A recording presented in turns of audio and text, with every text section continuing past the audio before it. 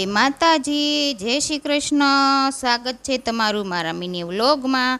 આજે તો જો સવારમાં કાલની કેરી લાવેલી હતી ને તો એનો દાબો નાખવાનો હતો, તો જેલીબેન કે મમ્મી લાવો હું તમને દાબો નાખી દઉં। અને હમણાં વેકેશન છે ને તો મારા જેલીબેનને અને પ્રિયલબેનને થોડુંક નાનું કામ કરવાનો બહુ શોખ થાય છે। હું દાબો નાખતી હતી ને તો કે નહીં મમ્મી મને નાખવા દે અને મારે શીખવું છે, મને દાબો નાખવા દે ને એ કે। મેં કીધું સારું હાલ તું દાબો નાખી દે। પછી જેલીબેને બધી કેરી મસ્ત વ્યવસ્થિત ગોઠવી દીધી અને દાબો નાખી દીધો। તો પ્રિયલબેન કે મમ્મી મારે પેપ્સી ખાવી છે, તો મેં કીધું સારું મૂકી દે।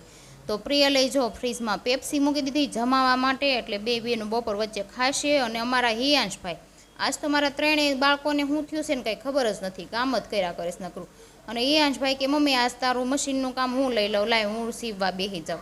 મેં કીધું સારું બેસી જા સીવવા, પણ આ ઓલું છે મંજિલ પાછળ દોડે છે ને મંજિલ અંબાતી નથી એવું છે। જો ઈયાંશભાઈ ઊભા થાય છે ને તો ખુરશી નથી અંબાતી, ને બેસે છે ને તો મશીન નથી અંબાતું।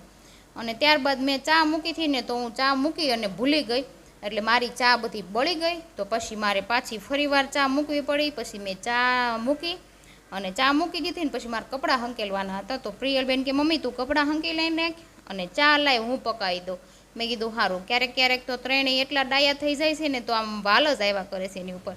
ને પ્રિયલબેને જો બધી ચા પકવી દીધી મસ્ત મજાની, અને મને કે મમ્મી લે તારી મસ્ત મજાની ચા રેડી થઈ ગઈ છે। અને ચા જોતા જ તે મોઢામાં પાણી આવી જાય ને એવી ચા પ્રિયલબેને બનાવી નાખી। પછી મેં ચા પી લીધી અને ત્યારબાદ છે ને ત્રણેય બાળકોને ભૂખ લાગી હતી તો મેગી ખાવી હતી। હું છે ને ઝાઝા ભાગે મેગીને આપતી નથી, પણ 6 મહિને કે 4 મહિને એકાદી વાર મેગી બહુ જીદ કરે ને તો ત્રણેય બાળકોને મેગી બનાવીને ખવડાવું છું। તો ત્રણેયને મેગી બનાવી દીધી અને ત્રણેય જો મેગી ખાતા હતા।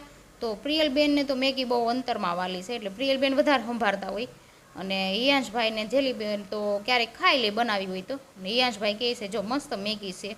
પછી ત્રણેય મેગી ખાધી અને ત્યારબાદ છે ને ચેવડો અને નાસ્તો ને એ બધું પૂરું થઈ ગયું હતું, તો મારે ચેવડો બનાવવાનો હતો। અને હમણાં વેકેશનનો ટાઈમ છે ને તો બધાના ઘરમાં ચેવડો તો બનતો જ હશે, અને મારા ઘરમાં તો 3 વાર બની ગયો છે। એટલે મારે જો આ બીજી વાર બનાવ્યો હતો ને એ પૂરો થઈ ગયો, તો આજે બનાવવાનો હતો તો મેં ચેવડો અને વેફર ને એવું બધું બનાવી નાખ્યું। વિડીયો ગમ્યો હોય તો લાઇક શેર સબસ્ક્રાઈબ ને કોમેન્ટ કરી દેજો।